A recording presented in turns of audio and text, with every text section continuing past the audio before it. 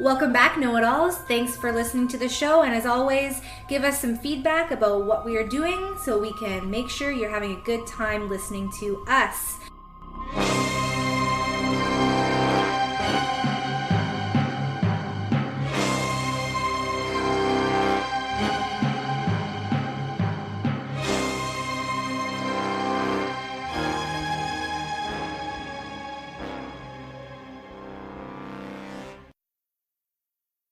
And I just need to know that I've got approval from both of you sexy bitches.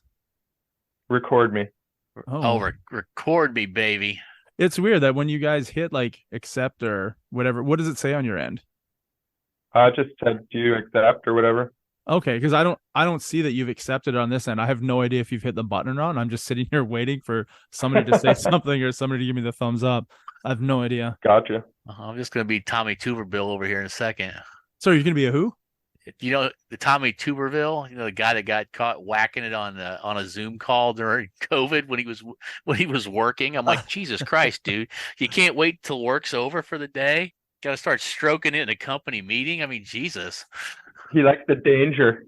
How many times do you guys beat off at work a day? I'm at least 11. 0. No wonder the dough's got 0. special flavor. Oh shit! I like this Tommy Tuber. Hold on a second. What is it? Tuber. Was that his real name? Yeah. Hold on. Did he get fired? No, he didn't. That's the jacked up part. Oh, that's awesome. I like that boss. Yeah. We'll give you one more chance. Or they just like took away his Zoom privileges. Yeah, I can't remember his name. Jeffrey Tubin. That's his name. I wonder if they got rid of the walls on his cubicle. He's apparently become a meme on top of it. Yeah, he was caught masturbating during his work Zoom call. Like, it's like you're over there going like this. Hey, what are you doing, Jeffrey? Nothing. I'm just taking notes. Just chopping onion. Like, what are you doing over there? Nothing. Yeah, he works with a bunch of attractive girls, and he saw them all on the Zoom, and it got him excited. Oh God, yeah. It's a pretty funny joke. Anyway, sorry. Before people wonder what's going on, we do have a topic for you, but I'm here with Charley Ray and Josh. Hello. Hello, what's up? Josh joined us for the 100th episode, where we talked about stories that were sort of hidden from our lives, but we like to tell them. I think they're called stories for another day. And 100th episode was that day. Yes. And now we're back with a new topic, and it is fishing, because we're all fishermen. Isn't that right, boys? I know nothing. The only thing I know about fishing is I could catch a hell of a bag of fish sticks in the market. So or plenty of fish for me. Swiping right, that's my key. Oh yeah, me too. I'll let you guys catch them fish. I'm retired. Oh, the thing is, there's not many fish to catch. What do you think about it, Josh? How many fish are you catching these days? Well, it's pretty sad because I'm a native man and I should be getting all the fish because I can just go and I don't even need a fishing license. But that was going to be one of my questions for you guys. You've already answered a question I didn't even ask. That's amazing. So you can just go raw fishing then. I can just I have to get the license. I just don't pay any money for it. And I should be out there with a net because I can fish with nets. But so I've never enjoyed it much. I have a fishing rod. With your fishing ability or your fishing, what would you call it? Your access to fishing? Yeah, I guess. Right? Because of your historical background, what would you call it? Your it's indigenous definitely background? An advantage, but a right, a privilege maybe. Yeah, there we go. A privilege. Oh, actually, in Canada, it's probably a right. It's probably a right. I would say it's a right. But with your right, because I remember being a kid going fishing with my grandpa, and we would use lures on our fishing lines. And I asked why we can't use little fish. Like, if you catch a little fish, can you just leave it on the line in the hopes to catch a bigger fish? And he told me it was not legal for me, but somebody who's indigenous is able to use live bait like that. Not Just like a worm. We can go in and throw nets in the water and catch them like that, but the white man can't. So you can just sit at a river at a bend and just string a net from one side to the other and catch everything that goes through it. And the government's like, all right, you go, Josh, have fun. And all the whiteys are like, depending what time of year it is, yeah. What stance do they have on throwing a half stick of dynamite in the pond? You probably do have some rules. That's There's called gotta be. that's called when you're in a hurry and you got 30 mouths to feed at the fish fry. Hold on a second, guys. Boom. Those conservation officers don't fuck around either. They can like take your house if Oh if you wow, do things wrong. man. So not only can a woman take my house, so can a damn fish. What a world. So These two trout are sitting in the fish going, shit, you should have seen Bob last week. He got a Lincoln Continental. Guy caught him and didn't have a license. So you guys, Josh, you say you've never, like, you don't go, you have a fishing rod, but you don't go fishing? I went a couple of years ago, but it's boring. Like, what was your reason for going? You're like, I'm going to buy a rod and go fishing. Or did friends say, hey, dude, let's go fishing? I had the rod already, and it was during the pandemic, and I was super bored, and I was like, you know what? I'm going to go fishing. I went to Norrish Creek here in Mission, and I didn't catch a damn thing. How big is the creek? How big are the fish? I don't know. I didn't see any. What if there's no fish in the creek? You've just been sitting there all day. I guess it is That could be relaxing, it. right? It was sort of relaxing. I mean, I just sat around smoking weed all day, watching my fishing rod do nothing, but it wasn't bad, I guess. Were you holding the Little rod, or boring. did you have it set up in like some sort of holder?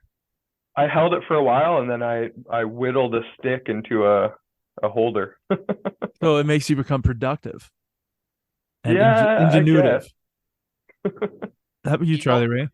well, as far as fishing experience in my life, I've only gone fishing twice. Once with my uncle and cousin, who are both now passed on. We went to the Kansas River, and yeah, that was not a fun experience. I was fairly young. I don't know, somewhere around 10 or so. Didn't catch any fish. They did, I didn't. And then one time I went crawdad fishing, which is a whole nother experience with my dad one time late at night. And you know what crawdads are? Nope. No.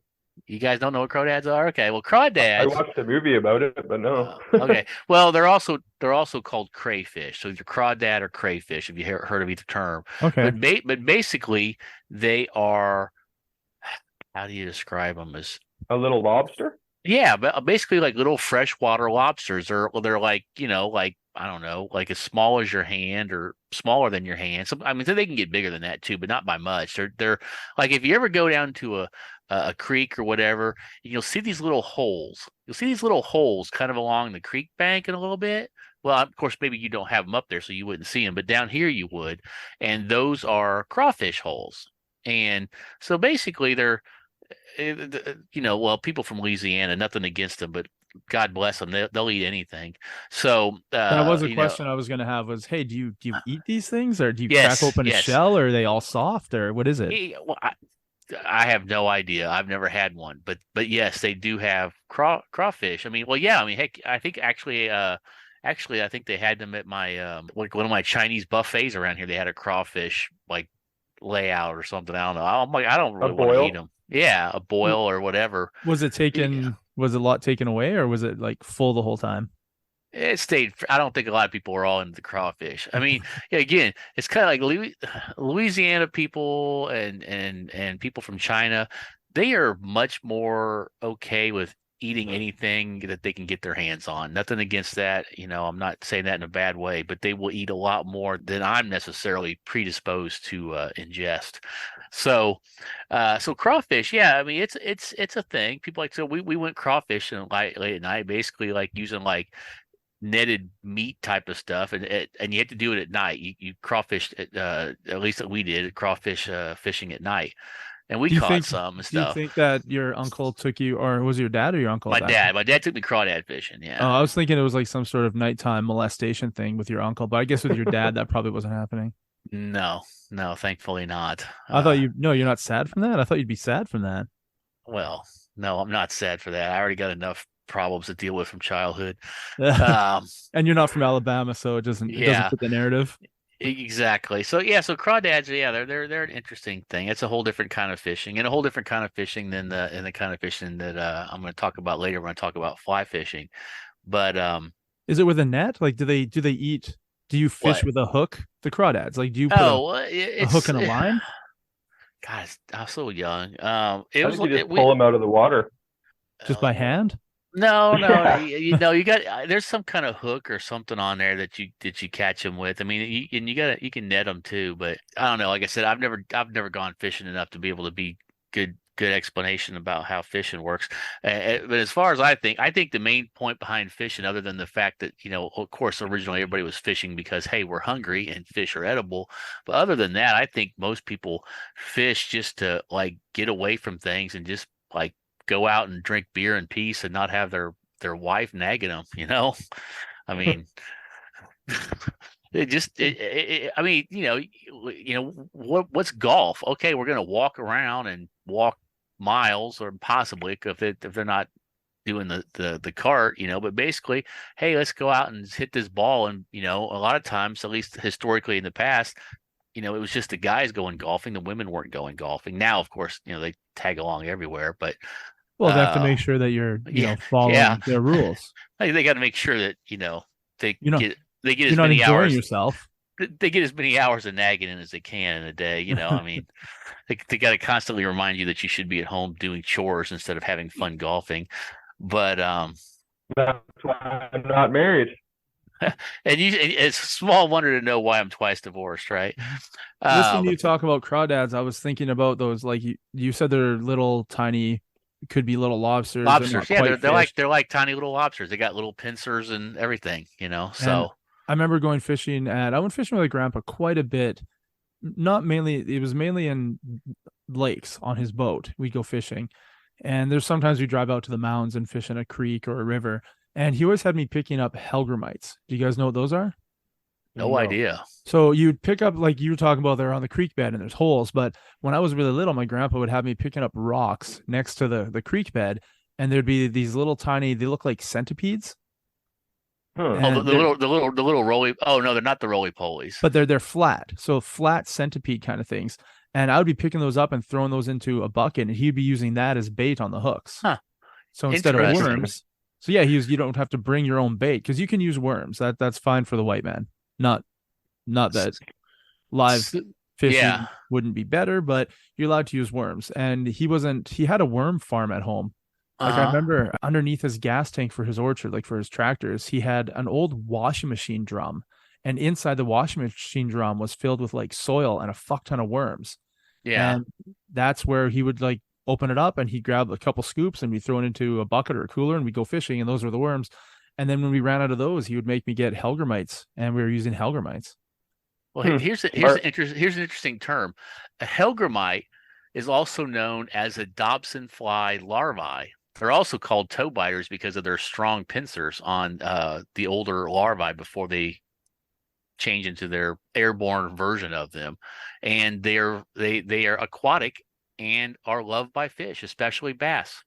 So I guess my grandpa knew what the fuck he was doing. Yeah. Apparently. And then he sends his grandson to pick the things up that have the pincers that will, bite you. Yeah, exactly. That's why they're called toe biters. Oh, go grandpa. Thank you. Yeah. Yeah. So apparently they are born in the water. They migrate out of the water to wet soil to where they grow to a larger size, which is when your grandpa was, nabbing them, before they change into the Dobson fly, which is about a 2-inch long fly with a 5-inch wingspan. So did you find that weird? Like how does he get that information? Like, I was my grandpa, like I'm just a little kid picking this shit up. And how does he learn that these things are used? Where are they found? Are they found all over the world? Let's see. Hold on. They occur in Mexico, Central America, and North America for the most part.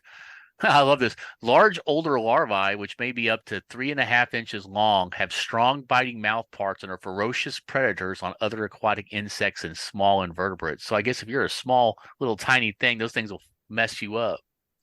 So he moved here from Germany in the 40s. So I guess he learned about that living here. I guess so.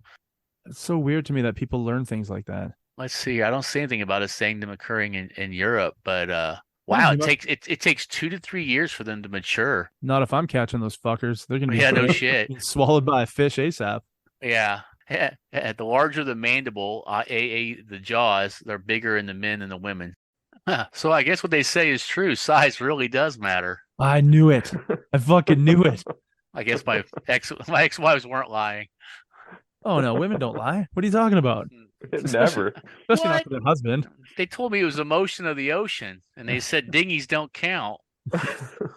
So yeah, so it's that's pretty cool that your grandpa was into snatching up toe biters, I guess. I guess so. We Yeah. didn't use them when we went fishing on the boat. We would just take the boat out in the morning or the afternoon, and you just put rods and holders. I don't know if you guys ever seen like people fishing on a boat. Have you guys seen it, or do you guys usually? Sure. I don't know. I don't know. I mean, Possible. I've never been on a boat with anybody really fishing. I mean, I've watched shows like where they're doing like, deep sea fishing and stuff like those trawl, like you can hire a charter boat and go out and, get marlin and crap like that. It's weird you say that because when I was in Mexico, that's what my mom and aunt did with me. They went down to the docks and they talked to some guy with his kid and rented the boat for a couple hours. And I was probably 20 at the time, and I'm like, do we trust this guy? It's just some Mexican dude, and it's not a tour. It's just some guy at the docks. And yeah, they paid him to charter his boat, and he took us out to middle of the ocean, and he gave us some fishing rods, and he showed us how to like set them up, and whatever fish we caught, they got to keep, right? Because what are we gonna do? Take it back to the hotel and rip it apart? And Yeah, well, yeah, it's just right there, man. I mean, you And- just try to look poor so they don't be like, hey, it's cheaper to throw these gringos over the boat and keep your crap. And then we made it close enough to the shore where he dropped anchor. And he's like, here's some snorkels and here's some flippers. There's a nice beach there. If you guys want to go hang out there for an hour or two, we'll just sit here and fish. And my mom and aunt are like, okay. And they hop off the boat, and I'm just looking around. It's like, this fucker's gonna leave us. Like, he's already got our money, right? We're gonna Right. be trapped on this beach, and his pirate friends are gonna come, ass rape me or kill me. And yeah, so I just like, I was questioning everything, but it's like, I guess my mom has done this before, and this is okay, and this is my life now. So I jump off, and I've got my face in the water, and I'm looking down underneath as I'm paddling because I don't know if there's sharks. I have no idea. I'm swimming half a kilometer to a beach in the middle of Mexican waters, and there's no other beachgoers there. There's no other boats. Who knows if I'm gonna die? But I did get to see a puffer fish, and I thought that was fucking cool. Yeah. So while I was Well- face down in the water, I saw a puffer fish. I was like, oh, that's neat. But yeah, we just hung out at the beach, and then So yeah. then swam back to the boat, and then made it back to shore. And they had a whole bunch of fish they caught. No marlins or sailfish or anything. Just, I don't know, 2 foot long, whatever the hell they had in the ocean there. Interesting. Guess Yeah. you didn't have trust issues then. Well, made it through, so I think my Yeah. trusting has gotten really lenient over the years. I will say the same. I mean, the only times I've really been near the ocean, I swam out to like a rock that was like 20 yards out or something like that. It was far enough that it was a little bit of a swim, and Which ocean? Where was that? down in the Caribbean. Yeah, thankfully I hadn't seen that movie. What was it called? Like, I don't know, the one that had that girl in it with like the shark that gets between her and the land, and she's Oh, stuck yeah. on a rock. Thankfully that movie hadn't came out yet, because I'd have been like, yeah, the hell with swimming out to that rock. But I was like, I still was nervous as hell. It's like I don't like being out in water at all, because I'm like, I didn't grow up around water. I didn't grow up around lakes. I mean, I'm like, I'm swimming and something starts touching my leg. I'm like, Grandpa, no, get out of my room. You are from Alabama. Secret's No. out. Although I have to say, I have been doing more genealogy research, and I have at least 2 relatives that were first cousins. That's hot. I Yeah. mean, Wow. that's hot. Yeah, that was some yeah, I'm really having fun. This is going to diverge completely from fishing, but just quickly, a little aside, I'm up to so far 10 great grandfathers who fought in the Revolutionary War. Oh, wow. Yeah. And then other relatives that were also involved that weren't like direct relatives, but they were like, granduncles or whatever, so they were still in the family, but they weren't my direct family lineage. And one of them was a colonel that was with Washington at Yorktown when Cornwallis surrendered.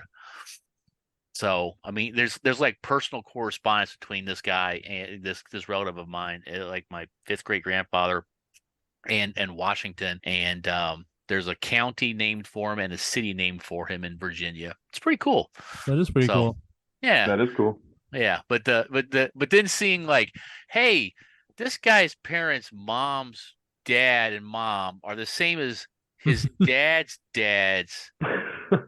name and mom, and they were from. Now you know why your genes are the way they are. I'm like, the tree goes from like this to like this, back to this. I'm like, whoa, they were from southern Missouri, Arkansas area though, so I guess Keep the blood pure. That's right. Yeah. Well, hey, if it's good for kings and queens, why is it not good for us peasants? We can intermarry Exactly. too. We can have 3 legs. I mean, some of us already do, but Size does matter. that's right. Like they didn't call Uncle Jimmy Tripod for nothing. I wish I fucking had that nickname. Not Jimmy, but Tripod. I just be pissed because it's like one less present for Christmas. I only got 3 sets of grandparents. What the hell? Would you rather have a huge wang, like tripod size wang, but it's unusable? You can never get enough blood into it to get it like fully hard? Or would you rather have one of the world's smallest penises, but you can make it rock hard for hours? I'll take the first option. Yeah, I'll probably take the first option too. You'd rather be a shower? Fuck yeah. Yeah. I mean, hey, you'll still disappoint him in the end, but at least you'll get him there in the first place. Fair enough. You drop trowel and it's a nubbin. He ain't getting no loving. Don't even have to. Just wear those gray joggers. Yeah, exactly. I mean, here's the thing. At least if she knows you got a big hog, and she's gonna try to work that sucker as hard as she can, trying to get enough blood flow into it. I guess that is a bonus. Yeah. I did see a news story once with a guy with one of the largest wangs where he got stopped in the airport because they thought he had a weapon in his pants. He's like, no, that's just my dick. There's fucking video of it. It's hilarious. He's like, is that a weapon in your pants? No, that's my dick. That'd be amazing. And he was on TV. This is classic. If you look it up on YouTube, he's being interviewed by a guy and a girl, newscasters, and you can tell the girl really wants to just say, could you pull it out so I can see it? She just had that look in her eye. And they're just talking to him about it and talking about, he's like, yeah, it's like 15.5 inches when it's long and like 9 inches when it's soft or something like that. I mean, this guy's just got a huge Johnson and they're just like talking to him about, like what it's like. And he's like, yeah, I've had, porn companies try to offer me a ton of money to do videos. And they're like, well, how much sex does you get? He goes, not as much as you think. He says, I get a lot of people who want to try it the first time, but not a lot of repeat business, because they're kind of like, oh, I want to climb the mountain. Holy shit, that mountain's huge. You can just see the newscaster just salivating as he's talking. You gotta look up this video and just watch her face when he's talking like to the guy about it or whatever. She's looking at it going like, licking her lips. I swear to God, you just look at her face and you can just tell she's thinking about she'd like to try that giant Johnson. That's you can tell. I mean, she just really has. I don't know. You see it, you'll understand. But I think I'd go with the big Johnson over the tiny one because definitely. Yeah. Even though it's useless. Yeah. Even though it's useless. At least, if you challenge the guys to a dick measuring contest, you whip that fucking monster out, you're going to win every time. You probably have an OnlyFans as well, right? Yeah. Oh, yeah. Just to see it. Just to slap it around. I'd be slapping it down on the dinner table all the time. Yeah, you're like you call yourself the meat tenderizer. That's your name, and all you do is like smack your dick down on like pork chops, chicken breast on the table. We could tie this into fishing. You could just tattoo like the inches on your dick, and then that way you can measure if the fish is big enough to take home or not. And that's a great idea. Yeah, is that fish big enough to take home for dinner? Hold on a second. Let's whip out the monster. Yep, it's big enough. It's weird that you say we can tie it into fishing because there was a porn back in the day, like early 2000s, when I worked at a restaurant. My friends and I downloaded this video. It was called Mexican Horsecock. And it was this dude with a massive dick, and it was so big that he couldn't get it fully hard. I've talked about this. I think I talked about it with Charley Ray when he researched dick sizes from around the world, because he just did that on his own. And then he's like, hey, let's do a podcast on it. I'm really into this topic. And the guy's dick was like 3/4 hard. So he had to hold his dick and sort of like fish and push it in order for it to penetrate, because it wasn't hard enough to actually like penetrate into her vagina. So he's fishing Mexican horsecock. Fuck, I'd love to watch that video again. I don't remember the guy's name, but yeah, not hard enough to actual fuck, but he was fishing. He was holding it with 2 hands and dunking the tip in. So it's weird how that did actually relate to fishing. It segued. Well, it's amazing how many of our conversations, no matter what the topic's going to be about, do evolve into something about dick. But I take blame for that one this time, so I guess it's my fault. Well, So I tell you, you guys want to jump into some fishing stuff or what? yeah, let's do it. Yeah, Sure. so Do you guys who want to wants- hear about the history of fishing? Yeah. Sure, why not? Where do you think and when do you think it started? Probably in Scotland, for all I know. Like golf? Probably Mesopotamia. Now Hmm. he's probably right. You're probably right. It's probably from like ancient times. They probably were using them nets that we can't use as white boys. That's right. Well, here we go. The origins of fishing can be traced back to prehistoric times. One of the earliest known examples of fishing is a carved bone from Japan that dates back between 27,000 and 29,000 BC and was discovered in 1957, which depicts a man using a rod and a line to catch a fish. So it's way fucking old for like not even the net. The net makes sense, but somebody like created a rod and a line and a hook. People were geniuses. I would never think of that shit. So people have been fishing for thousands of years. Early people from Egypt, Josh, Mesopotamia, Mm-hmm. were depicted fishing and cooking fish in tomb carvings and papyrus scrolls. Nile perch, catfish, and eels were all caught using woven nets, harpoons, and hooks. Ancient Macedonia had fishermen using artificial lures not dissimilar to what we use today. China's livelihood was often credited to fishing, with silk lines and bamboo rods allowing their people to catch fish to eat. And in North America, Native Americans not only used a spear to catch fish, but also used wooden hooks. And there you have it. I just want to be the guy next to the first guy who said, "Hey, man, you see that swimming stuff there, and the what we don't have a name for, but it gets your skin a word I don't have a word for yet. Let's eat that." And the other guy, I go for it, Jim. What do you think people first ate? Just twigs, berries, and then weeds? Like people had to eat. You'd have to. How do you know to eat? I don't know. I just like to send out every year and at least pour out a little bit of a 40 whenever I have a 40 available, and that goes out to all the guys who are like, "Hey, I wonder if I can eat that berry." Nope. And then they Hey, die. Dead. Is that mushroom edible? Nope.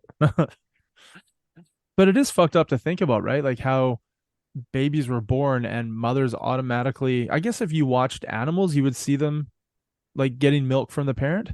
And eating. Yeah. So you think, well, Yeah. like the first humans, they weren't babies, right? They really. Now I want you to think about it, like really, really think No. about it. So they weren't born because humans didn't exist before humans. So if we were to evolve, what were we? Were we already eating when we were the other thing before we evolved to human? Must have been. Otherwise, we I wouldn't think- survive. I think we're part alien. So You think we were just like deposited here and given all the rules to follow, and that's it? Like here you go. I think we're gene spliced. I think we're like genetically engineered product is what we are. Like they took kind of like the raw what do they call them? Hominids? What the Yeah, heck? I don't know. those, Basically a hominid. They took like the basic, like I don't know, Sasquatch or whatever the heck we were, and then they like spliced in some alien genes and created humanity. I don't know. Who knows? That's one of the theories. That is one of the theories. So Still, fishing goes back way, way, way back. yeah, I just find does. it odd that they were using tools for it. I mean, the net makes sense or a spear, but to create a hook with some sort of silk line and a rod, that's high tech shit. But then Well, again, Super high tech. these same people that invented gunpowder, so they're high Yeah. tech fucking creators over there. Well, they tried out other shit probably that didn't work first. I mean, it's just that whenever they get to the last thing, I mean, look at us. I mean, we keep trying to improve shit, even when it works. We're like, oh, hey, this works to run a car, but hey, we can try this instead, and they could run a car. I mean, they're like, hey, that'll catch a fish, but you know what? This works better, and it's not as heavy to drag around in my bag. So I guess they probably weren't Guaranteed doing. they just hit it with a stick first. Someone was just like, smack, killed it with Yeah. a stick and was like, Yeah. oh, this works. Grog standing over the river with a big rock. Watch. There's nothing fucking left though. What are you gonna eat? Mush? Yeah, but then you gotta get in Trial there and and get the error. fish out. Yeah. I guess they could watch bears catching it as they're jumping through the river, right? I want to see you in a river naked, Clay, trying to catch a spawning salmon jumping through the water. You just grab it out of the air with your teeth. I'm fucking majestic, dude. I could make that shit happen. Kind of like Daniel Radcliffe in Swiss Army Man. He's like, "Boop, boop, boop, boop, boop, boop." So do you want to hear about fishing tackle technology from the 1600s to modern times? Let's hear it. I can't wait to hear about tackle. Oh, yeah? So, Fishing tackle. Oh, sorry. So, yeah, that's what we'll talk about. Fishing tackle. Yeah, So, fishing tackle. after ancient times, which is what we just talked about, fishing tackle saw an improvement starting in the 1600s when a wired loop was attached to the rod, letting the line run, making casting easier. So I guess that's where your fly fishing ninjas needed that sort of technology in order to do what they do. After that, fishing reels were developed, helping fishermen further hone their craft. A gentleman named Charles Kirby revolutionized the design and the manufacture of fish hooks with his development of split shaft rods. A split shaft rod? Anyone? Yeah, there you go. Okay. Anyway, the split shaft rods were designed in sections to be easily taken apart and transported from one location to the next. Gut string line was also invented, and fish hooks were improved. Do you want to learn more about Charles Kirby? You want to guess where he's from? Scotland. Okay. What do you think, Josh? England. I think he's probably from Turkey. All right. So Because Kirby sounds very Turkish. Exactly. So Charles Kirby's methods of fishhook making were devised in the 1650s. He then later invented the Kirby bend. I already like this. He's talking rods. He's talking bends. He's got his own name. This guy's a hero. It's got a bend to the right. So it's a distinctive shape of a hook with an offset point that is still commonly used worldwide today. So that's 1650s, and they're still fucking using it in 2023. You know the guy invented something good. Well, you can't fix it perfection. Right. So Kirby and his fellow hook makers eventually established factories in Redditch in about 1730. So it took, what is that, 90 fucking years? It sounds very English, yes. 80 years to finally make a factory to build shit. He was probably doing this from his house. Yeah. And his family was doing it from their basements for years and years and years. It remains today the current center of the English hook manufacturing industry. Oh, wow. Even Nice. today in Redditch, England is where they make fish hooks based off of Charles Kirby, 1650. That is a long fucking time ago. It is a long Yeah, it time is. ago. How Yeah, wealthy do you back- think that family is? I didn't look it up, but I'm assuming if you've been doing it for 400 years, you Yeah, probably made a that- penny or two. Oh yeah, although the patent's long since passed. If there was a patent from back then, I doubt that there was. So basically, he invented the barbed fish hook, is what he invented. Yep. Yeah. 400 years ago. Nice. Yeah, I mean, Uh-huh. yeah, man. So in the late 1800s, so about 100 years later, rods were strengthened and thinner by gluing together numerous strips of bamboo. The use of silk line that had been applied with coats of oxidized linseed oil allowed for greater casts. From about 1900, fishing rods were constructed out of fiberglass. Spin casting reels became more popular and the quality of fishing reels improved. In the 1930s, which is like super modern when you think about it, nylon monofilament was created, and in the mid-1940s, braided and synthetic lines were mass-produced. Carbon fiber began to be used in the rods in the late 1960s, allowing them to be stronger, shorter, and lighter. For artificial casting lures, plastics began to take the place of wood. Nice. Wow. Are we all mesmerized? I mean, we knew The nothing about history fishing, of fishing. and now we've learned a lot. Yeah. So now this is how advanced we are in the modern day. So the modern day commercial fisherman uses sonar, GPS, and satellite imaging to find the fish. They also use large nets and trawls that can scoop up entire schools of fish. Recreational fishermen, on the other hand, use smaller nets and hooks as well as various lures to attract their prey. You don't need to be a professional to enjoy fishing. All you need is some patience and the right gear. Or in Josh's case, a makeshift stick to hold your rod and some weed. That's it. So technology has continued to improve with the previous mentioned imaging to help catch the fish. Fish finders use sonar and GPS navigation to help fishermen with catch success. There are few, if any, better ways to utilize technology when it comes to fishing than to use GPS to find out where the fish are fucking hiding. which I think is cheating, right? It's cheating. That's kind of cheating. Yeah. Massive cheating. So the fish finders that are equipped with GPS can communicate with your smartphone now. You may now keep an eye on the schools of fish as they swim through the sea. Smart fishing rods are also a new innovation that help with bite detection, notifying the user when a fish bites. There also appears to be apps that can be used to help with knot tying, fish identification, and weather conditions. Recreational fishing now has a plethora of tech gadgets and gear no matter what someone is fishing for. What are they going to come up with next? Hey, that fish is single. Let's take him out of the swimming pool. He's not, that one's married. Don't take that fish. It's super fucked up though, right? It doesn't seem fair at all if you can see exactly where the thing is you're trying to catch. It's no longer recreational. Yeah. Right? It's just well, it's kind of like having a sniper rifle and taking out a deer that can't even see you, Like I'm gonna start deer hunting from 600 yards, And you've got thermal imaging goggles to see where all the warm spots are so you know where the animals are hiding. Exactly. It doesn't really seem like hunting, does it? I mean, I guess I don't know. I don't hunt, so maybe it does seem like hunting. What? Well, here's the thing. I think if you're out there hunting for sport and basically you're just doing everything that basically just practically puts the fish on your pole, it kind of takes away the fun of it because it's kind of like it's like man against nature, but it's like instead it's like nature against man and 20,000 gadgets. I mean, there's one thing about having like, oh, your rod is a special graphite type rod, or you have the right type of fly line, which I'm not talking about fly fishing or whatever. That's one thing, but having a GPS going, the fish are right there, it's it kind of takes the fun out of some of the work.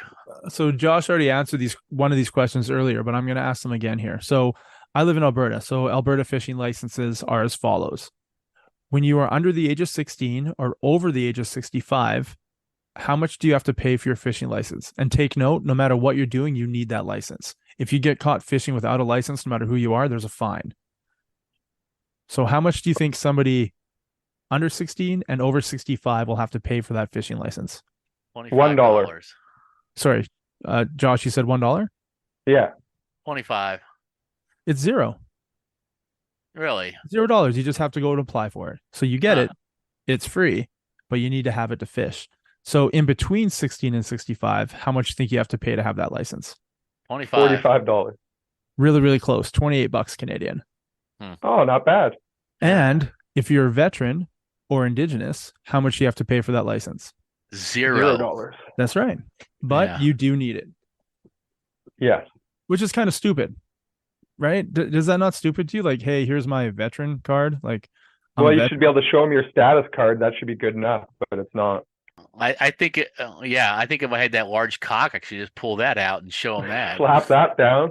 Here's my fishing license. I just beat the fish with it in the water and they knock them out and throw them on the dock. And they're like, oh, there's a bunch of lines on there. Yeah, I had like rulers tattooed on it, so I know the length of fish I'm allowed to take home. You got a problem with it? Yeah.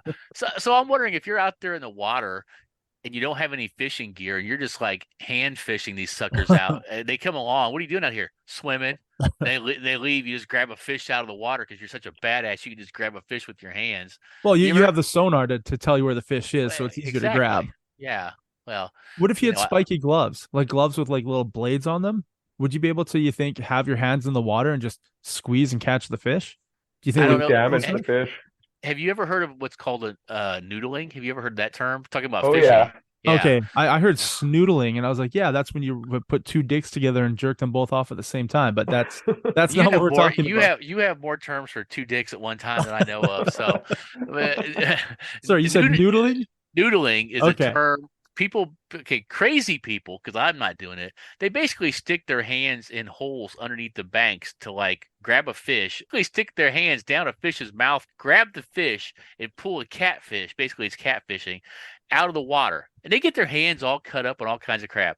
How much do you feel like you want to go into strange water, locate a hole underneath a bank, and then just shove your hand in there, hoping you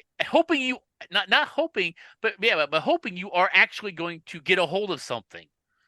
No thanks. Pass. Yeah, exactly.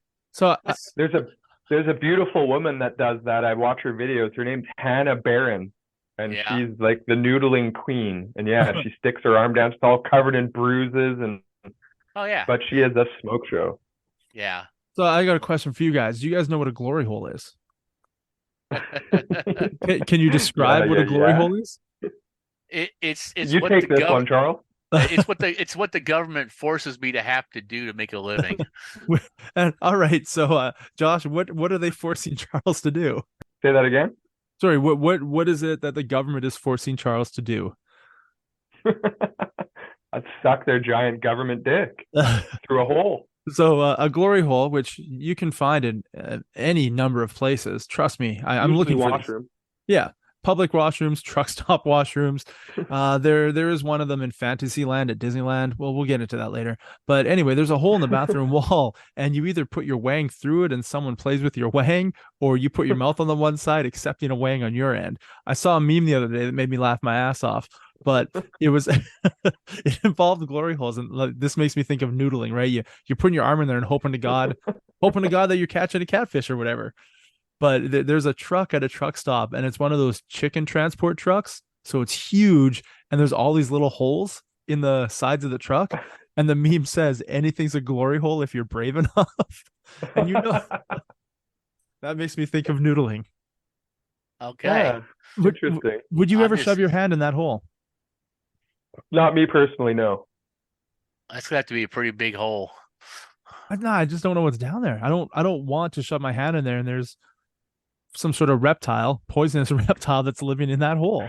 I really don't feel like shoving anything into a hole that I don't know what's in it beforehand. A mystery hole. That's right. Oh my God, that's what they should call a new dating app, the mystery hole, because you have no idea. Well, you know what they term a vagina now down here? It's called a bonus hole. Have you heard that term? No. Yeah. That's their new definition that they're trying to redefine a woman. That the standard is without a bonus hole, but if you have a bonus hole, then that's their definition.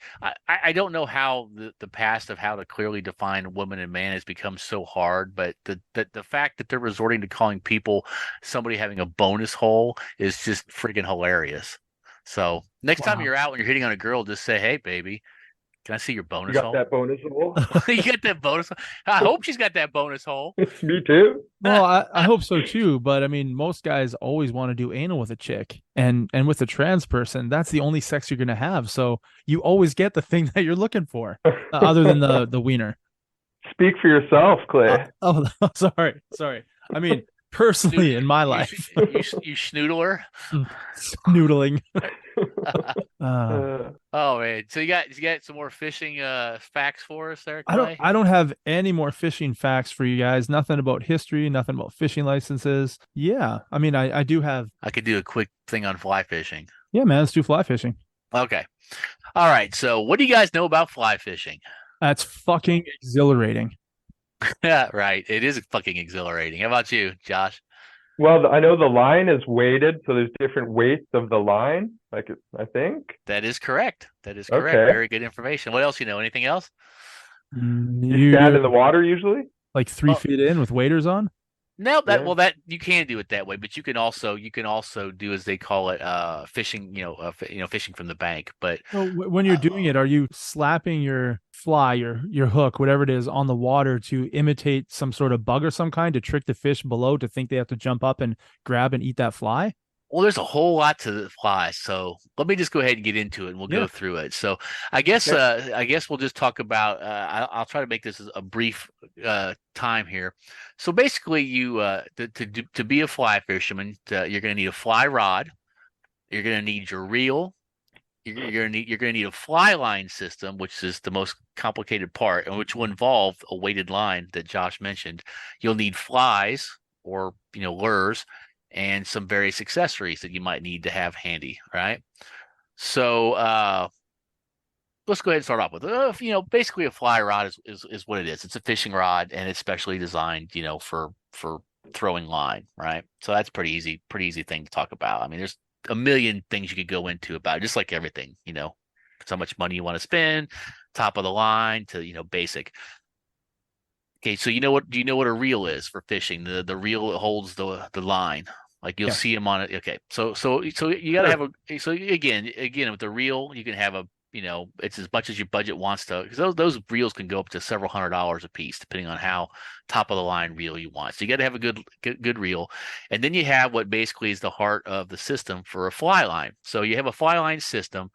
So you think, okay, well, if you see a reel, do you think everything's the same on that reel, or do you think it's different? In my head, yeah, you pretty much have a crank. Right. You have a crank and you have a line, right? That's what you think, right? That's not true. So you have a reel and you do have a crank, but there's three parts to a fly fishing system. You have what's called the backing. This is like when you see like that thicker line, it's thicker, very strong. It builds up the bulk of your reel because you don't want your reel to be too thin, because otherwise you're cranking forever trying to crank the line in. So it's kind of like filler on a reel, but it's very strong. And basically it's there to use if you've got a fish that's really going to run your regular line out, like, when it's fighting you and you're trying to reel it in. Okay. So that's about 125 yards average on the reel is the backing line. From there, you have the actual, the fly line. This could be up to 80 foot of fly line. And it comes in different weights. Like you said, it's weighted. So, all the way from light fly line up to heavier weight fly line. It depends on what kind of fish you're fishing for. And from there, you have it tapers. So basically the line gets a little bit heavier as it goes out, because you want to have the line weight so that you can cast, right? And it's tapered. So when you get out, so you have about 40 foot of the actual fly line itself. Then you got about 5 foot of the back taper.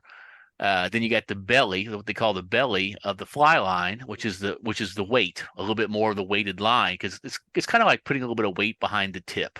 You know what I'm saying? So, yes, I do. And then you get the front line taper, which is about 15 feet, and then that goes to the front part of the line, and from there you tie the third part of the system, which is called a leader, and a leader is the very thin line, and it's what's connected to the actual fly line and what you tie the fly on with. Right. And again, that can be in different weights too. And it's very thin because you don't want the fish to see it. You just want to see them to see the fly or whatever your lure is. From there, this is so complicated, but from there, you can have what they call, you can put weights on it, because sometimes you want the lure or the fly to be on the water, on the surface.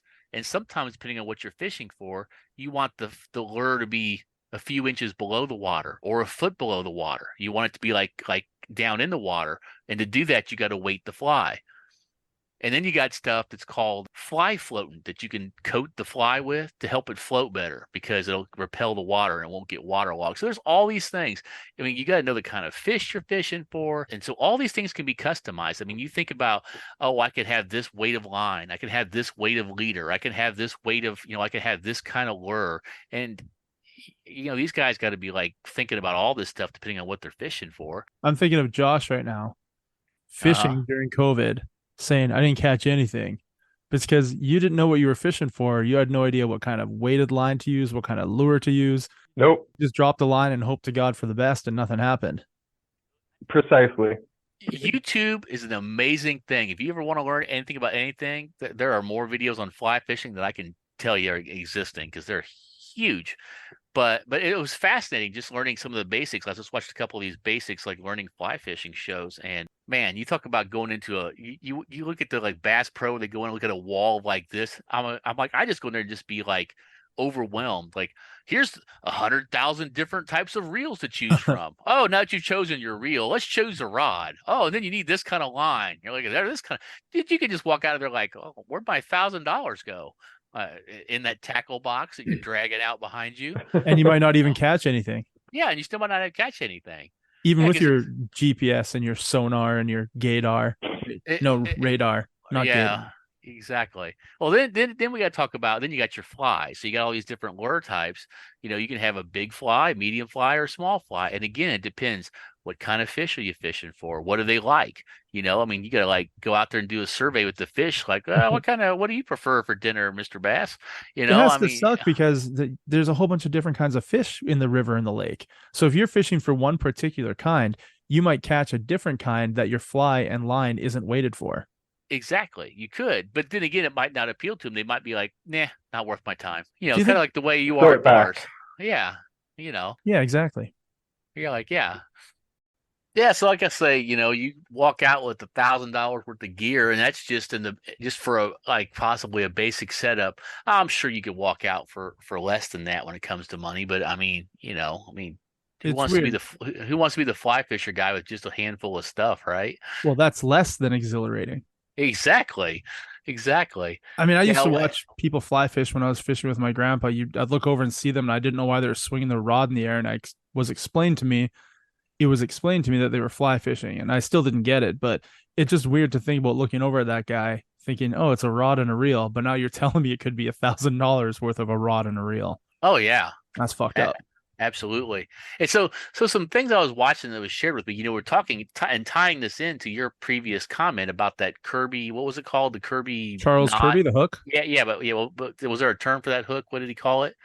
I don't Uh, think he called it okay. anything. Well, anyway, that barb. Well, the guy was saying that if you're a fly fisherman, at least for him, he says it's smart for you to take well, some of the gear you should have includes a Oh, sorry, hemostat. my apologies. I go back in time. The Uh, Kirby bend. the Kirby bend. Well, the Kirby bend can jack you up if you are not a good fly fisherman and you accidentally hook, guess what?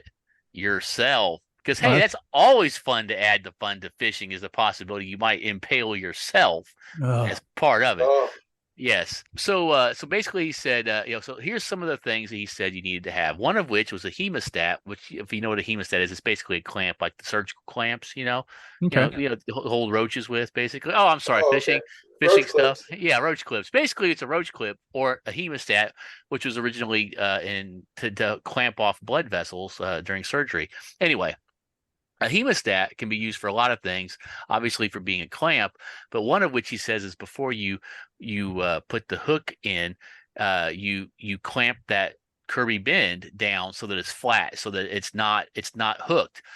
Because he says if you're just sport fishing, it's less supposedly basically it's less damaging to the fish to get the fish hook out to release them, versus ripping them as much with the hook. Yeah. But mainly he says he does it because you don't want to accidentally hook your neck or your earlobe or whatever else. You guys ever had a fish hook stuck on you? No, Oh, yeah. I never want one stuck on me. No. Yeah, I have. Yeah. What was that like? It was not fun. It was in my finger, and I had to pull it out, and it had a barb in the hook. So I was gonna say, did it have a Kirby bend? yeah, So basically he said to do that, it makes getting the fish hook easier to get it out of yourself. So basically they have extra, you can get extra of that leader line because you got to replace that a lot during fishing, because as you go fishing through the day, you might get tangled up in the brush and have to cut the line, or you might have to retie a fly a couple of times, and each time it shrinks your leader line down until it's too short. So you got to retie the leader line to the line. So you got to know how to. So you got to know certain knots too. So you know how to tie a line properly, to tie two lines together. Like I said, you got to learn a little bit. You don't just jump out there and go, I'm going to be a fly fishing expert. So let's see, what else did he suggest you have? Basically, he called them nippers, but basically they look like small toenail clippers, just a little clip so you can cut the fishing line, because you got to do a lot of like trimming and stuff. Like when you're tying stuff off, you don't want line hanging out. The fly floatant that I talked about, which is like a silicone gel that you can coat your flies with, so like to keep them from getting as waterlogged. So if you don't want them to sink, they won't sink. They'll stay on top of the water, for the fish. Something he called a split shot. Split shot was basically just the weight that I talked about, where you could weight the fly so it would sink a little bit down the water, not deep, but just further down the water. So it's for different types of fish. A strike indicator, which is the new sexy term. He says they used to call a bobber. Strike indicator. Ooh, he's got look at that strike indicator he's got, man. Fancy. That's right, fancy. And the last thing he says, every angler, as he called himself, I'm an angler, not a fisherman. I'm an angler. Like, okay, buddy. These guys and their terms. Well, it does sound more elegant. It does. sure does. Man, if you're out there, with a good fly and some split shot, throwing your line while you're wearing your polarized sunglasses out there in the lane, catching some biters, man, I tell you what, it's exhilarating. Yeah, there you If have you it. say so. Yeah, That's the truth of the matter. Fly fishing is fucking exhilarating. And he said you had to have polarized sunglasses. Okay, I don't know if that's just because you look cool, but basically he said polarized sunglasses. Not only do they protect your eye from the glare and fish hooks, which is always a plus in my book, because a fish hook in the eyeball does not sound fun. No. But he says polarized sunglasses, I guess, work somewhat well with the water, that you can kind of see into the water better. You can actually see down into the water when you're wearing the sunglasses versus just normal eyesight with the sunlight reflecting off of the water, because it takes that glare out. So that's pretty interesting. But you're also not going to be fishing right beside you where you can see in the water. You're flying. No, but you can see like where you're walking and stuff like that if you're walking out and watching out for rocks and stuff like that. Yeah, you know. I'll shut up. Yeah. Looking for an octopus or a crayfish that might try to attack you. I don't know. Or a Hellgramite. Yeah, it might be a 4 foot long We need to make a movie about Hellgrammites that are mutated or something, man. Those things will cut your head off. You see that picture of that full size Dobson fly? You see how big those pincers were on that bad boy? Yeah, it's monstrous. Yeah, it was pretty cool looking. Yeah, I don't think I want to have a Dobson fly bite me. They're like 4 or 5 inches long, so you think those pincers are probably pretty good size. But so anyway, my grandpa sent my hands down there. Yeah. Here, son, grab that thing there. Couldn't damage the angler's hands. He was doing all the work. Exactly. That's right.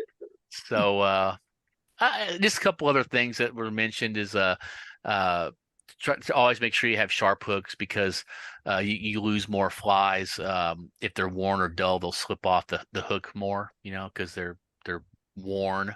Other than that, that's some of the basics about what you need for the equipment. That doesn't even get into the whole thing about learning how to cast properly, the different kind of fly casting. Like if you ever watch a guy fly fish and you see him throwing that line around, kind of like in the sky, like Zorro and stuff.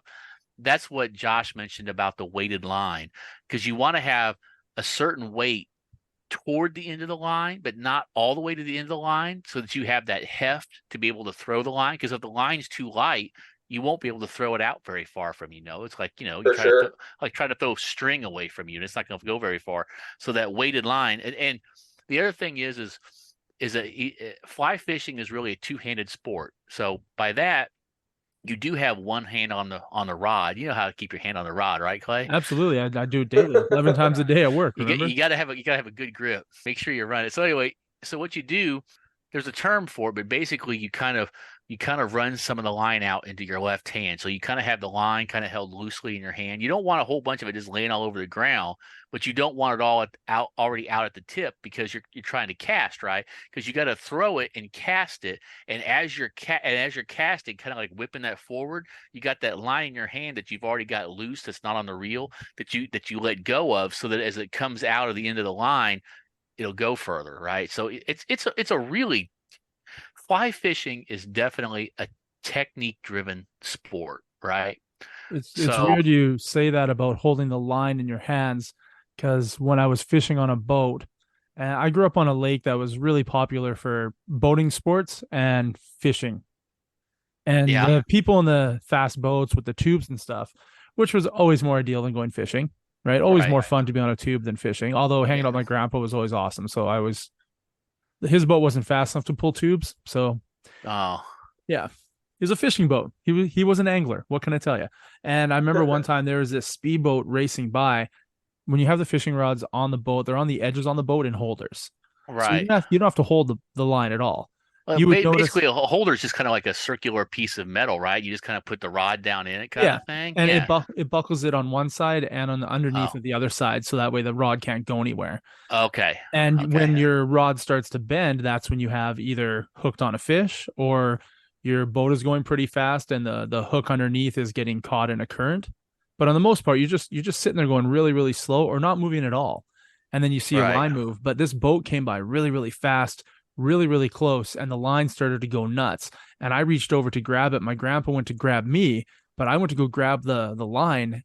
And what I grabbed was the actual fishing line and the rod, not the reel. And it sliced through my fingers. Oh, yeah. And my grandpa right away just grabbed the rods, put them in the boat, raced to shore, took me to the doctor right away. And then he went to the police station. The doctor bandaged me up. But I mean, I obviously knew what I did, but it was an instinct that I didn't want these rods to be yanked away from the boat. And my grandpa went to the police station and he gave like the call sign that was on the side of the boat to the cops, because you're not supposed to drive that close to people when you're on the lake. Like, you're supposed to keep a certain distance apart. And that boat was, I don't know, 15 feet away from us, going really, really fast. And I guess the lines got caught up in the motor and just started ripping the fishing lines right out of the boat.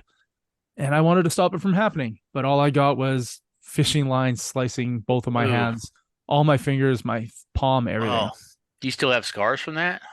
I don't. I have so many calluses from masturbation that there's not even fingerprints on my hands anymore. It's pretty epic. I was going to say, you probably burn them off anyway, right? With that oven work. Absolutely. I haven't had fingerprints for years. Yeah. So he ended up losing the lines, the hooks.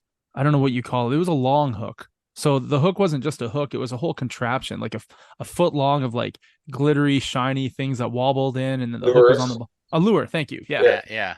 It was a full length lure. And yeah, that boat ripped it all up with its motors. My grandpa's pretty pissed. And then I was pretty pissed, but it didn't stop me from fishing. Those guys were probably drinking beer in the sun all day, and they wanted to get home or wanted more beer, so they raced past you. Yeah. Well, it's either that or they dumped over a box of Flamamites or whatever the name of those things, where they were getting toe bitten by everybody. Well, this is on a lake, so it wasn't a riverbed, but yeah. Yeah, they did not know how exhilarating fly fishing could be, so instead they were racing around their boat. So exactly, so I will make sure that if my line's about ready to get yanked out of the boat, I'm not going to try to grab it with my bare hands. Yep. But I can totally understand that's your instinct. You don't even think about it. You don't. And I was like probably 8, maybe 9 at the time. I was a little kid, right? And the same week, it was prior to that, we were getting the boat hooked up to go boating or fishing, and I was in the back of my grandpa's truck doing something, I don't know what, and he asked me if I could grab something back there. I don't remember what I was trying to grab, but I saw that he had a wrench back there, a crescent wrench.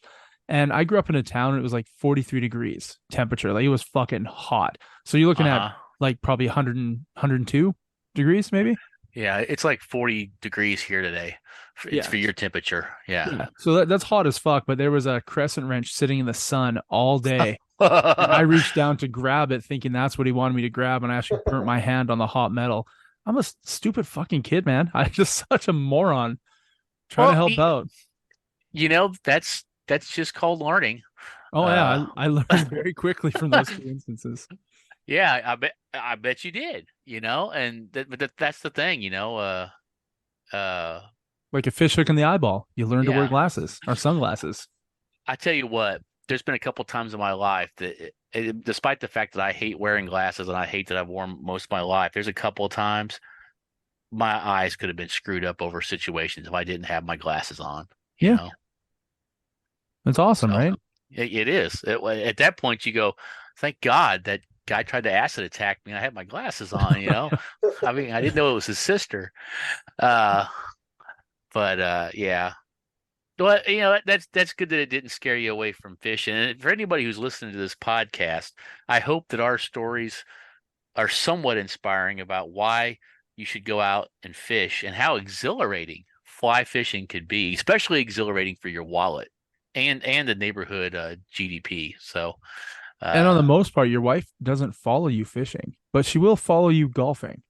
I don't know if you really want to make sure your wife doesn't follow you fishing, just ask her, "Hey, honey, come along and gut the fish and scale them for me." They'll definitely not come with you. Yeah, I don't even. Well, maybe women in your neck of the woods might be like, "Sounds good, let's go." Yeah, I got a lot of rednecks out here. Yeah, they go, "Let's go noodling," and you go, "I only schnoodle." That's right, snoodling, not noodling. That's right. Anything can be a glory hole if you're brave enough. Oh God. I just want to know the first Federation officer who tried to cornhole a Klingon woman. What are their vaginas like? I don't know. I do want to know what the word wrong hole is in Klingon, though, just so I can shout it for random reasons in public. That's your go-to. Yeah, that's your go-to for sex noises. Yes. Your neighbors would love you or hate you. Yes, I like to have safe words in sex, but only in Klingon, because I'm a rebel and a nerd.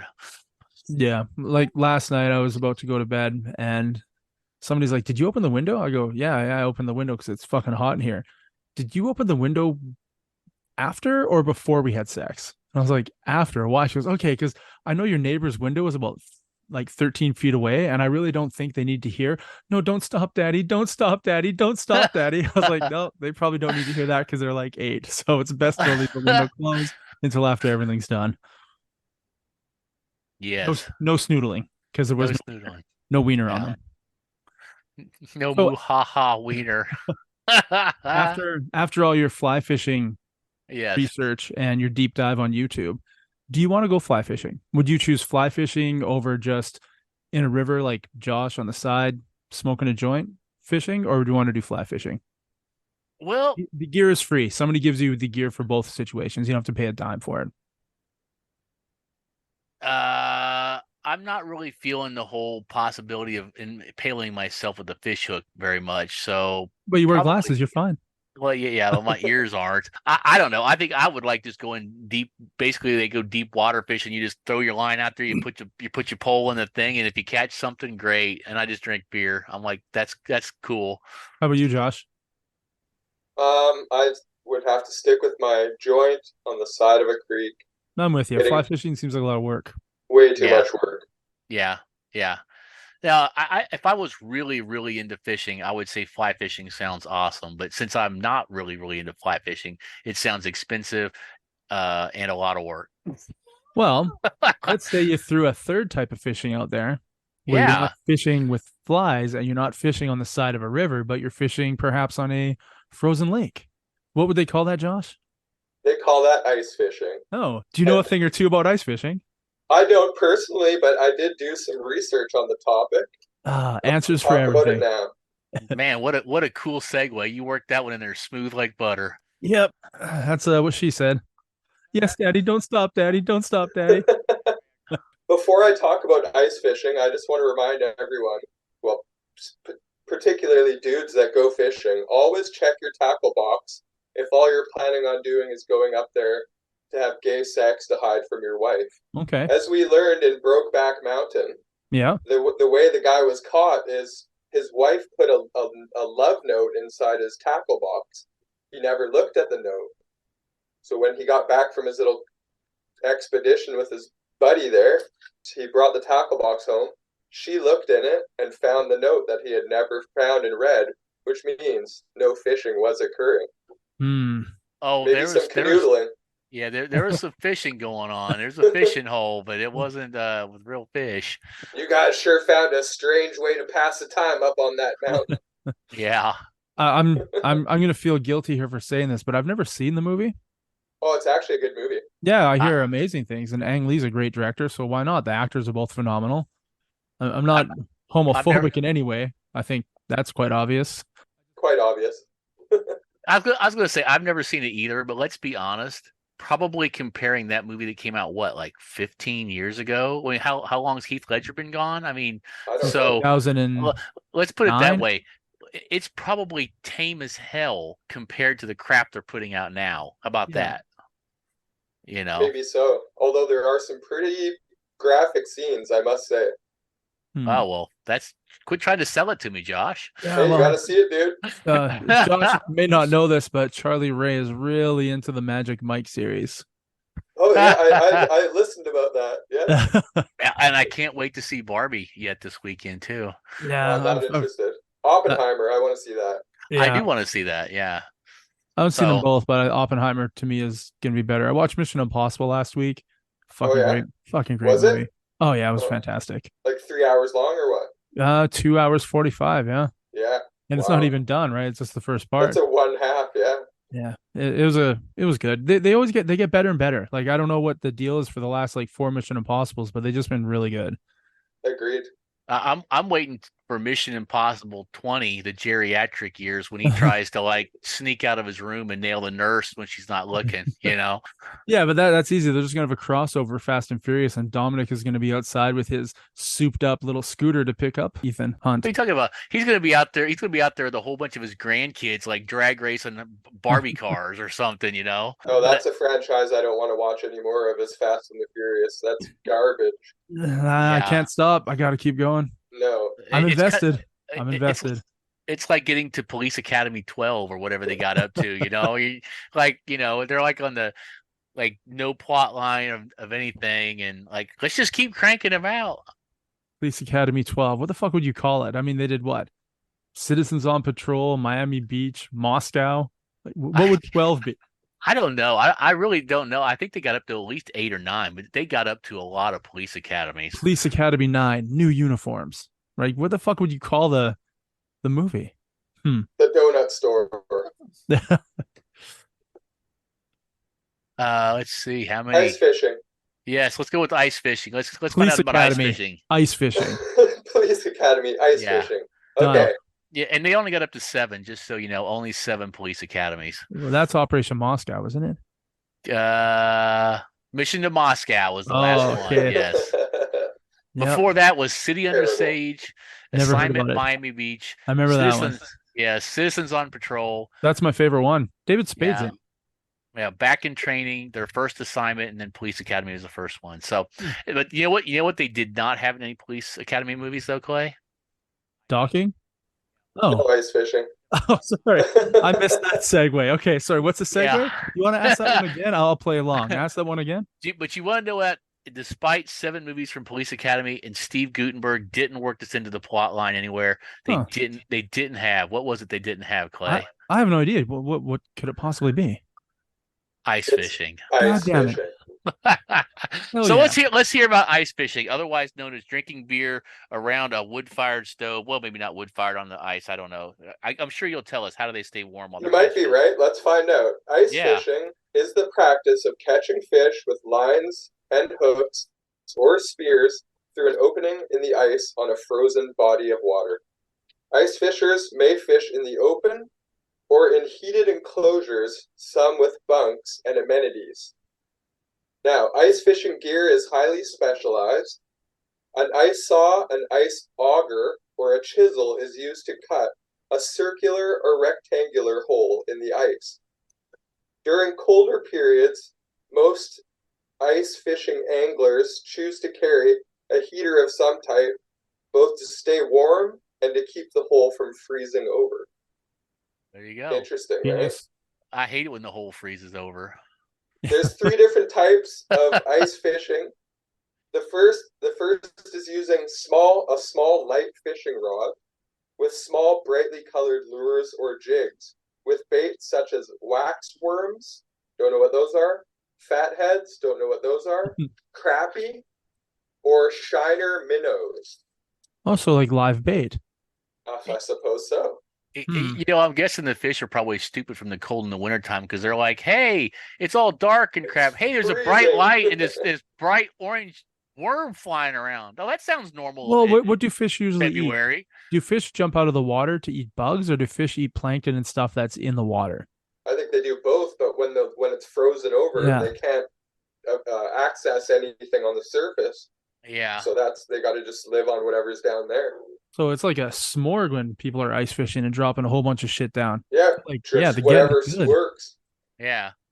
Okay, the second type is using what they call tip-ups, which I'm guessing is some sort of a rig that holds everything. They're usually made of wood or plastic and have a spool attached with a thin piece of metal that goes from the spool to a flag. The line with the hook and bait is placed a preferred distance into the hole. When a fish strikes bait, the flag is lifted, which notifies the angler that a fish is on the hook. So I'm trying to picture what that looks like. I like that. You use the word angler. Yeah, well, you have to. Right? I mean, I'm guessing you probably piss somebody off if you just tell them they're a fisherman. No, especially if it's a woman. Yeah. Yeah. That's fisher, ma'am. Okay, the third method of spear fishing is or of ice fishing is with a spear. Fish decoys may be deployed. I'm not sure what that means. The angler sits in a dark ice shanty called a dark house. The angler peers into the water while holding a large 4 or 5 pointed spear.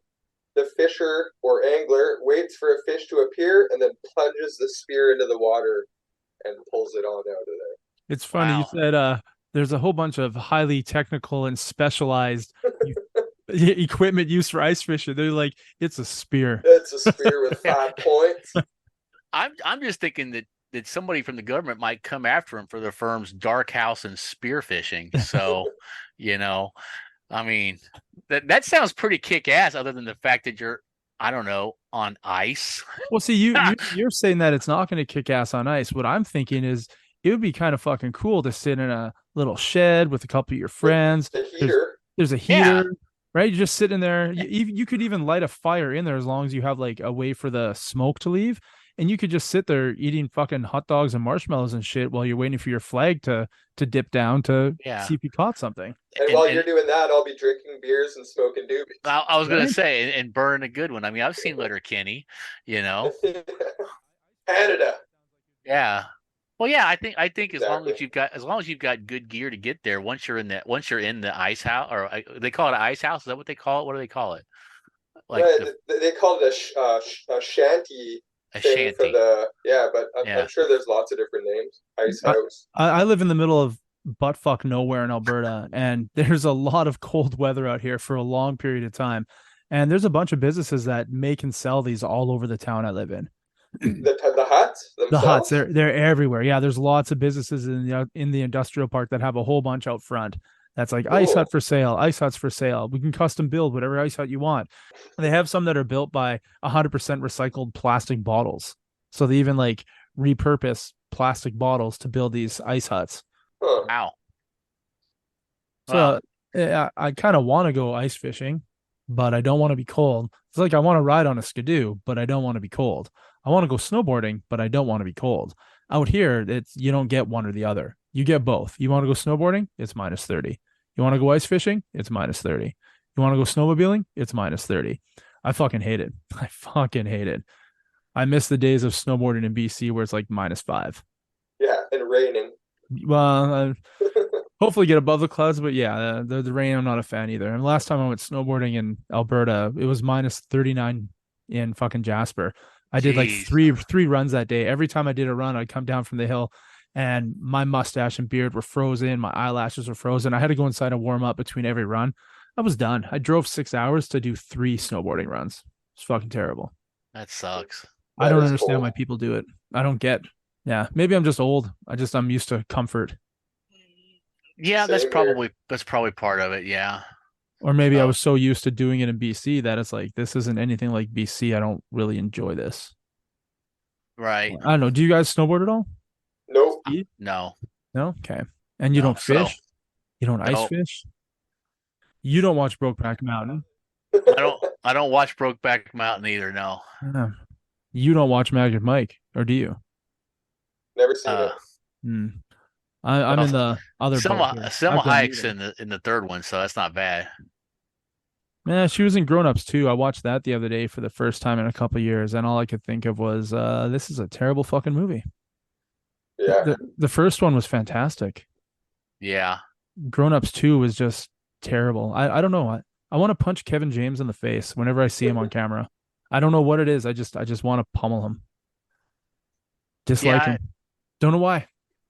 Interesting. I've got no reason why. Him and the guy from The Office, Dwight. I want to punch him in the face whenever I see him. Dwight Schrute, yeah. Well, not the character, just the actor. I don't know why. I just want to punch him in the face. Rainn Wilson, yeah. He's not a fan. Yeah, I read a recent article about him whining about how even when he was making The Office, he wasn't happy because he felt like he should be a bigger star, and how he wasn't happy that his movie career didn't take off. And he just whined and whined. And I'm like, wow, that really made me think less of you, you know?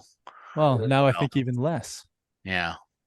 And I don't have a segue back to ice fishing. So yeah, well, is there anything else that we have to learn about ice fishing? I have 3 questions for you guys that you're definitely not going to probably know the answers to. Hey, it's called Answers for Everything, buddy. Yeah. Okay, well, you'll have an answer. It'll just be wrong. Okay. Yeah, I was going to say, it could be an incorrect answer. It's still Fair enough. Question number 1. While it is not known exactly when ice fishing first occurred in history, archaeologists have found evidence of ice fishing dating back as far back as this long ago. Take a guess. The first winter. Oh, God. I mean, my fishing stuff was like 27,000 BC, so I'm going to say probably 27,000 BC. Well, my information gave me 2,000 years ago was the earliest evidence that they actually were drilling a hole in the ice to fish. How do you think they did that without any real tools? With a chisel of some description. Maybe an obsidian shard or something. I don't know. Do you think it was in a place where there's ice on the lake? Probably Siberia or something, I would guess. More than no ice on the lake? Yeah, probably really. They didn't have a choice. They wanted to get to the fish. You got to get to the food. You got to get to the food somehow. Okay, question number 2. Okay. The Inuit used a sophisticated spear known as blank. Starts with a K. There's your hint. A Canucci. I'm gonna say a killed spur. It's a Kakivak. Kakivak. That's a way cooler name than Canucci. Lots of hard K sounds in there. Knilled spur. What was it? Kakivak. Kakivak. Kakivak. Kakivak. Do you think because they have like 100 different words for snow, do you think maybe they have 100 different words for their ice fishing spear? Probably because they have enough. It's also known as a Kakivate, which Kakivait. So make up your mind, Inuits. Well, they have like 100 different words for snow. So yeah, that's what I've read. And that's just weird. Yeah. What's their word for the yellow snow, Clay? Yummy. Urine snow cone. Delicious. Kink. Flavorful. Okay, question number 3. What American state is ice fishing most popular in? Minnesota. That's a good guess, but wrong. See, I would want to say Alaska because it's fucking frozen all the time. And I know it's not going to be Hawaii because it's not frozen ever. I'm going to say Alaska. The answer is Wisconsin. That was my second guess. Oh, damn. I figured Minnesota because they're known as the state with 1,000 lakes, so I figured there'd be more people fishing. And I was thinking of the Wisconsin Dells, right? A lot of playground shit to play on there, and in the wintertime it's going to be frozen. So they want to keep the party going with what they got down at the Dells. I'm not even sure where Wisconsin is located on the old Maparoonie, so if you're looking at a map, it's to the left of the Great Lakes. Okay. So Lake Michigan. In the middle? You know where the long Lake Michigan, that really long one that goes down? Yeah. It's like 2 states to the left of that. Gotcha. Yeah. I went through a road trip there a couple of years ago, all the way down to Chicago. And I'm never going to do that again. Did you get some Wisconsin cheese while you were there?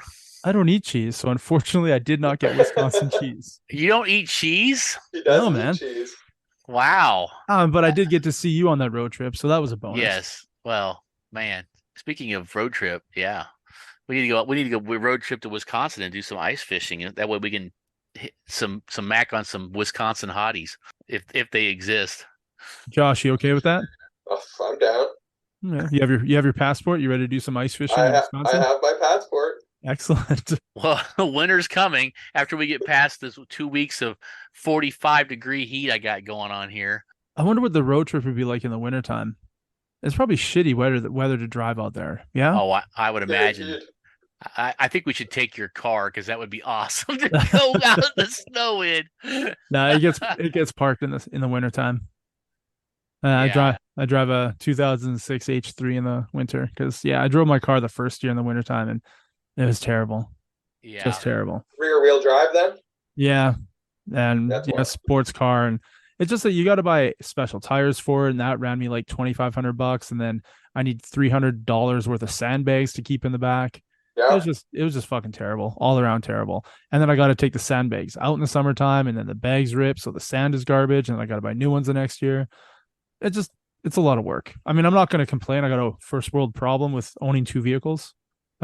I like that problem, but I just found an easier way to do it. Just park it. Yeah, sounds good. But yeah, I'm down for an ice fishing trip if you guys want to. I don't want to fly fish. It sounds like a lot of work. Ice fishing, I would definitely be. I've always wanted to try it, and I am native, so I should probably do it, right? Well, I mean, I'm living in like ice fishing capital out here. They even build the sheds in my town by the buttload. So if you guys want to do some ice fishing, I'm pretty sure I could just mention the word at work and somebody will know somebody who can get us out there. They'll probably even install a glory hole on the fucking hut for you. Fuck yeah. Glory hole. Only one? There's one on the ice for the fish. We can't leave the fish out. But if you had that 15-inch dong that you talked about, man, the fish would be scared of that. You know, a 15-inch dong and -30 though might make it a 5-inch dong. Oh. No, but you know what? I will definitely say this: if there's anybody else in the world that I would like to go ice fishing with, other than you two guys, I don't know who it would be. Oh, that's really sweet. Thank you. I know. Thanks, Charles. Yes, and and Clay, I'm sorry. No Brokeback ice house fishing. Oh man. Keep your rod in the water. not in your fellow angler. So what did we learn today? Did we learn anything? Do you think anybody else learned anything today? I know I learned a lot today. I did. I did. Yeah, absolutely. I learned fly fishing is expensive. Very. I learned that there's multiple words for the Kakachuk, Kanukachuk, Kanakalud, Kakivak. Yeah, that's it. Kakivak. Kakivak? Kakivak. Kakivak. There we go. And fishermen aren't fishermen, they are anglers. If they're professionals. Yes, they are anglers. That's correct. They're angling to get you alone in an ice house. Doesn't sound like fishing. Oh, they were fishing all right. You just didn't know that you were the bait. That's why you went fishing with your uncle before. You know it's true. Just admit to it. Yeah, poor uncle. For you. Yeah. Well, in your family genealogy, it's okay. You could probably marry him. Yeah. That was pretty funny. Interesting genealogy. I also found out that I had a guy named Colonel something in my family. That was fun. Colonel Richard Simpson III. And he wasn't a colonel in anything. He was just one of those Southern guys that go by Colonel. You know, for a colonel. Yeah. So I think we should leave everybody here with a little bit of advice. Yes. Fishing is relaxing. Fishing is fun. Yes. And with beer, it's even more fun. With friends, it's even more fun. That's right. Yes. Wonderful. I'm going to say peace out, know-it-alls. Hopefully you guys enjoyed this last little show here. Yep. And I'll say peace out as well. Hope you all enjoyed my comments on fly fishing and just general buffoonery. Thanks for having me, everybody. Thanks for being here, Josh. Good talking, Josh. Thanks, man. Peace out. Peace out. Peace out.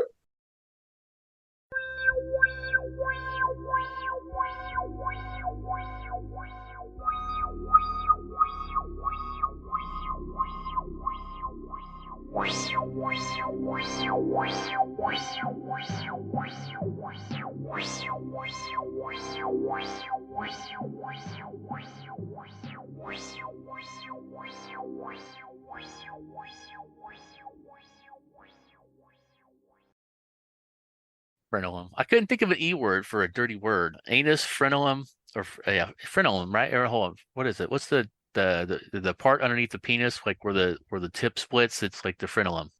I guess so. I wouldn't know. You didn't know? Okay. I don't study a lot of the wang, and I guess I should. Well, I studied a lot of both the wang and the vagina, preferably the vagina. I haven't had too many wang experiences other than the guy who was running for president, but